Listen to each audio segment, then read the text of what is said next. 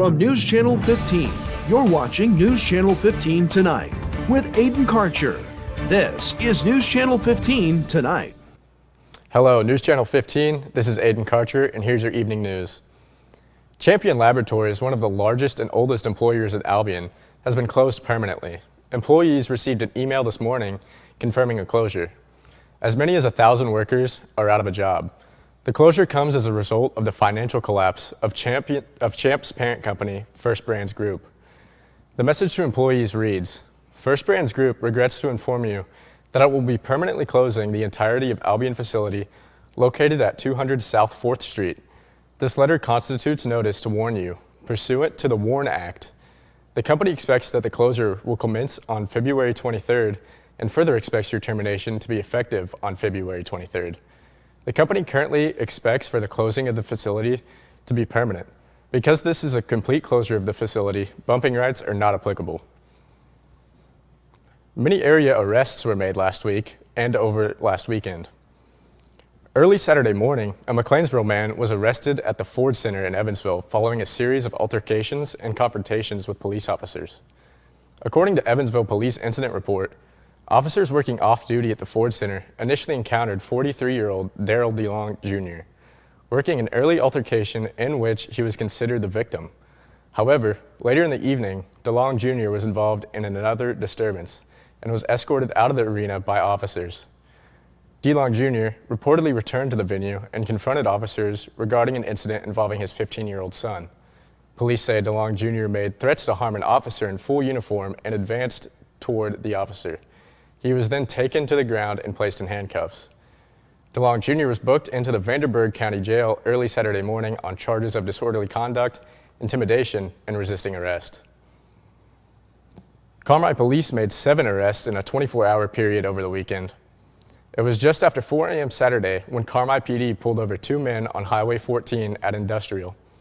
Authorities would place 19-year-old Evan Baer of Mill Shoals and 22-year-old Gage Biddles of Sims under arrest on charges of possession of cannabis in a motor vehicle by driver and passenger.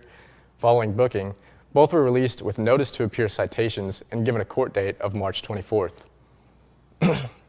Saturday afternoon, Carmi police were called to a Burrell Street home in reference to a physical altercation going on inside the trailer there. Officers say they heard screaming and yelling between 44-year-old Charles Scott and 49-year-old Patty Burton, and once able to get both individuals outside the home, they arrested the pair on domestic battery charges due to physical signs of injury. They remain behind bars as of Monday morning. Just before 9 p.m. Saturday, Carmi police pulled over 36-year-old Devin Ward of Crossville at Little Giant. He's been facing charges of driving while license suspended and will be in court following book and release on March 24th. Around the same time, officers were called to a fight that was allegedly occurring in the street near the intersection of Burrell and Stewart. Police arrested 40-year-old Joseph Wampler of North City on charges of aggravated battery, reckless conduct, and criminal damage to property. 2 other suspects are listed in the report, but unnamed, both 30-year-old white males as well as witness. Wampler remains behind bars as of Monday morning, awaiting a hearing before the court. Finally, just after 1:30 a.m. Sunday, Carmi police corralled 26-year-old Ricardo Ramirez near his home in Nearly Circle. Authorities list improper lane usage as the reason for the stop. Ramirez would subsequently be placed under arrest on a charge of driving under the influence with a DUI with a blood alcohol content of .08 or more. Ramirez was booked and would be then released Sunday afternoon with a notice to appear set for March 31st. His Ford Focus has been impounded. In local court news, 3 individuals entered guilty pleas in separate cases in Wayne County Circuit Court on Thursday. Nicole Parker, 38 of Fairfield, pled guilty to unlawful possession of methamphetamine and was sentenced to 2 years of probation plus court costs. She was ordered to pay a total of $330 in restitution to 4 victims, including Walmart. Parker also received a stayed sentence of 180 days in Wayne County Jail, which will be imposed if she violates her probation. As part of a plea agreement, 1 count and 3 case numbers were dismissed. Parker also admitted to violating a previous 2-year probation sentence for child endangerment. For this, she received an additional 2 years of probation, totaling 4 years, and must pay additional court costs. She was given another stayed sentence of 180 days, now totaling 360 days in jail if she violates the new terms. Parker was also ordered not to enter Walmart property. Nathan Bailey, 29, of Olney, pled guilty to domestic battery and was sentenced to 2 years of probation, plus court costs. He was given credit for 4 days served in the Wayne County Jail. 2 counts in the case were dismissed as part of the plea agreement. Jan Columbia, 61, of Albion, pled guilty to retail theft and was placed on 1 year of court supervision, plus court costs. Columbia was ordered to pay $75 in restitution to Walmart. An endangered missing person advisory issued for a Mount Carmel teenager has been canceled after he was safely located. Illinois State Police activated the alert Thursday morning at the request of the Mount Carmel Police Department for 16-year-old Zachary K. Hedge. Authorities said Hedge had last been seen around 10 a.m. at the corner of 5th and Cedar Streets in Mount Carmel. Police indicated at the time that Hedge has a condition that placed him in danger and asked for the public's help in locating him. According to social media posts from his sister, Hedge has been found in Tennessee. No additional details about the circumstances of his recovery have been released. The cancellation notice states the subject has been located. Mount Carmel police have not provided further information at this time.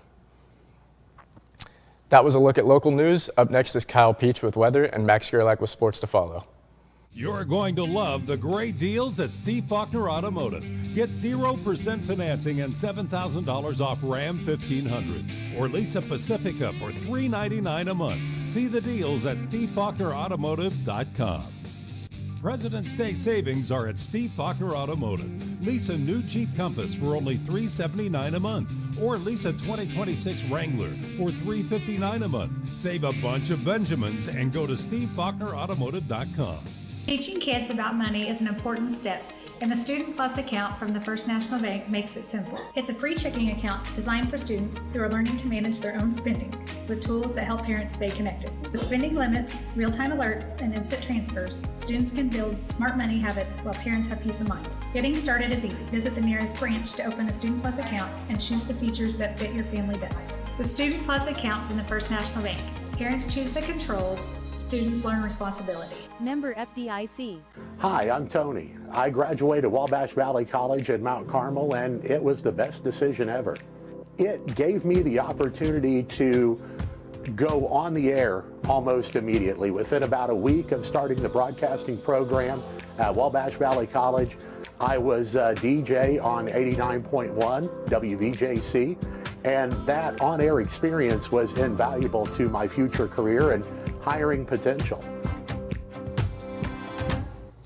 Welcome back. It's time to talk weather here tonight. Some rain on the way later this weekend. Thank goodness the temperatures are going to be warming. Nothing showing up on radar here tonight. 34 degrees was our high this afternoon, some 15 degrees below normal. 16 was our low this morning, still off the low record for this date, which was 6 degrees. Putting the maps in motion, we're going to stay clear tonight, which means it will be chilly again out there this evening. A few passing clouds before daybreak tomorrow. We will see some clearing throughout the day, but clouds will build in the afternoon and evening thanks to the approach of a weather system that'll be through the day on Wednesday. But we think we'll see a good bit of sunshine on Wednesday before again clouds start to build back into the area, and it looks like Wednesday night into Thursday comes that next chance for rain. Again, clear skies, another chilly night tonight, upper teens north of Interstate 64 and really up of Highway 50, low 20s south of there across the area. On Tuesday, we begin the warm-up, a mix of sun and clouds, probably a few more clouds later in the day. High temperatures will be in the mid-40s across the area on Tuesday. Tuesday night into Wednesday, again, we'll see some clearing. Temperatures will get down into the 30s, 37 in Carmi, 31 in Newton, so a bit of a wider range there on Wednesday. And then we'll see the sun and clouds mixed throughout the day on Wednesday. Highs will get into the low 50s. It'll be Wednesday afternoon into Wednesday night when that chance for rain comes at us, and that will continue into Thursday. The little dip in the temperature Thursday back to 46 for the high, mid-50s for Friday, and Saturday we get into the low 60s before another front cools us down for the end of the weekend. That's a look at weather. Max has sports next. There is no life I know to compare with pure imagination.